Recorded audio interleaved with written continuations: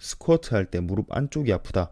대부분 무릎 안쪽이 아프죠. 스쿼트 할 때 다리를 너무 많이 벌리게 되면 무게는 거의 중심으로 모이게 된단 말이에요. 그러면 무릎이 안쪽으로 모이려는 힘과 발이 자꾸 평발이 되려는 힘이 계속 생겨요. 앉으면 앉을수록 그게 더 심해지겠죠. 근데 그거를 고부하를 들고 앉게 되면 굉장히 심해집니다. 그래서 만약에 왼쪽이 그러신지 오른쪽이 그러신지 모르겠는데, 가능하시면 보폭을 고관절하고 일직선으로 내려오거나 그거보다 약간 더 벌리시는 게 좋아요. 약간만 더 벌리시고 발에 평발이 되지 않게끔 그걸 계속 유지를 하셔야 되는데, 무화를 드는 사람들은 발은 크게 신경을 안 쓰죠. 발이 무너지든 말든 크게 신경을 안 쓴단 말이에요. 발이 무너지면 일단 무릎이 돌아가게 돼 있거든요. 그거 문제가 하나 있고, 아니면 발목 가동 범위가 제대로 안 나오면 모자란 가동 범위를 무릎을 자꾸 안으로 모으는 걸로 보상을 한다든지, 아니면 고관절의 어떤 가동 범위가 잘 안 나오시면 보통 무릎이 안쪽으로 모이면서 통증이 생깁니다. 근데 앉을 때 무릎이 안쪽으로 모이는 동작이 생기면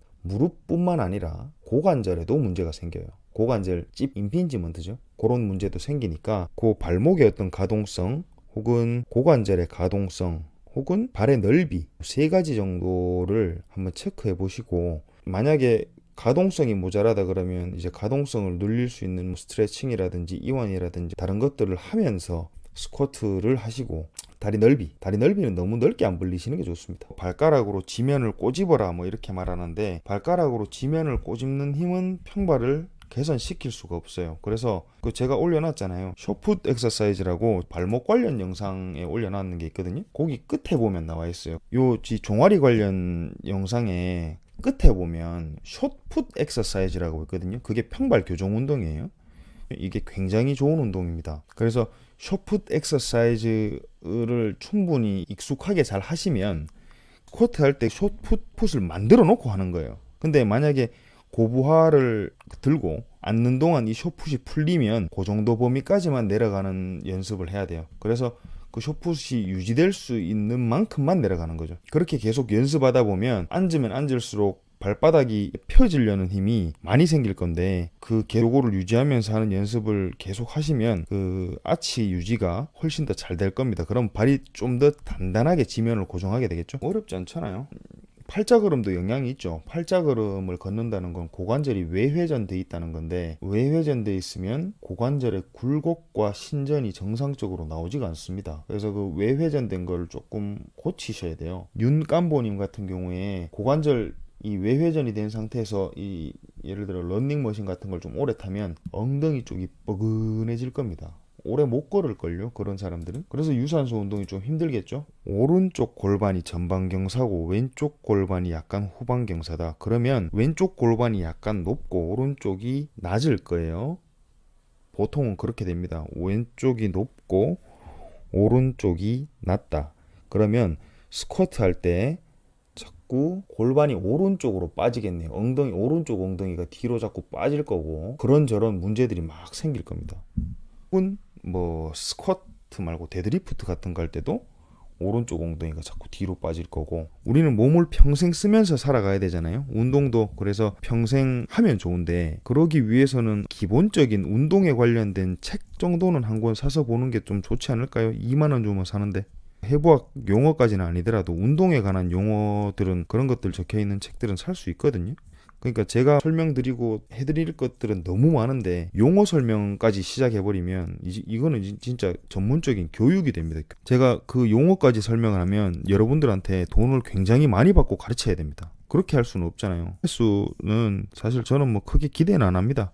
조회수보다 건강하게 조금이라도 덜 다치면서 운동하는 거에 관심 있는 분들이 많았으면 좋겠어요. 근데 건강하게 운동하는 것에 대한 어떤 관심이 있는 분들은 이미 제가 보는 기능해부학 책을 일반인들도 보는 분들이 계세요. 그 정도로 이제 자기 몸에 관심을 가지고 투자를 하는 분들이니까, 구분 등, 라운드 숄더, 전방 활주 증후군이 있으면 내회전과 신전이 걸리면 거의 아프다고 보면 됩니다. 내회전, 신전이 전방 활주의 가장 안 좋은 동작이거든요. 앞으로 몸을 한 60년, 70년은 더 써야 된단 말이죠.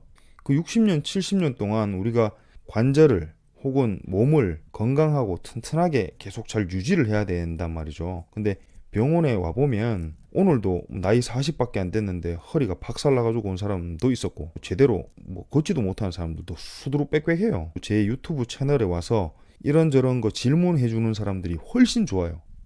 훨씬 좋아요. 왜냐면 내 몸에 문제가 있다고 스스로 느끼고 뭔가 답을 찾으려고 저한테 오신 분들이잖아요. 그들하고 얘기하는 게 훨씬 더 좋습니다. 너무너무 좋아요. 플란체 동작을 하는데 후인 하강을 해서 팔을 밀어야 한다. 플란체 동작이 뭡니까? 이준명 씨.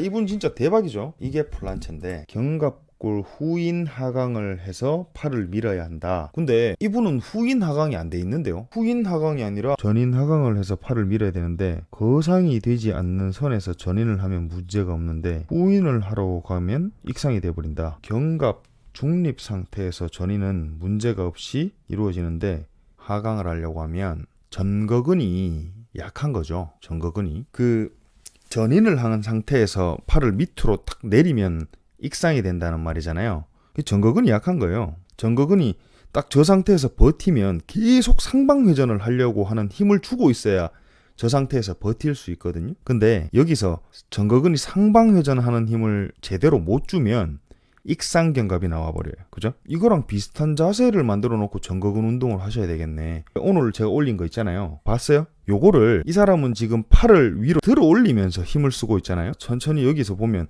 팔을 이렇게 들어 올릴 때 익상이 안 생기도록 버틴단 말이에요. 그러면 레벨업님은 요거랑 반대로 하는 거예요. 플란체를 할 때 익상이 안 생기게 하기 위해서는 들어 올린 왼팔을 밑으로 내리면서 전인시킨 상태에서 천천히 내리는 연습을 하는 거예요. 그러면 이 전거근이 근육이 짧아지면서 팔을 들어 올리면 짧아지면서 수축을 하는 거고, 팔을 내리는 거는 근육이 늘어나면서 수축을 하는 거거든요. 어쨌든 여기서 이거보다 팔을 더 내리는 걸로. 네네네. 그렇게 해서 계속 전거근을 쓸 수 있게끔 만들어줘야 아마 플란체를 할 수 있지 않을까 하는 생각입니다. 연습을 해보시고 도움이 되셨다. 그러면 어떻게 해야 되겠습니까? 레벨업님? 이렇게 응용하는 거예요. 운동은 그냥 이렇게 원리만 알고 있으면, 저 방금 아까 봤던 플란체라는 동작을 분석만 할 줄 알면 얼마든지 응용이 가능합니다. 도움이 좀 되셨습니까? 도움이 됐으면 좋겠네요. 가슴까지 내리면 2두가 당긴다고요?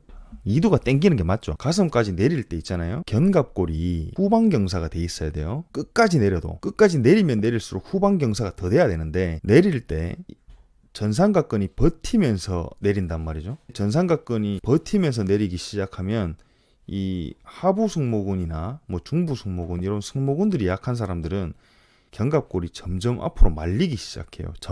전방경사되는 거죠. 안테리어 틸팅.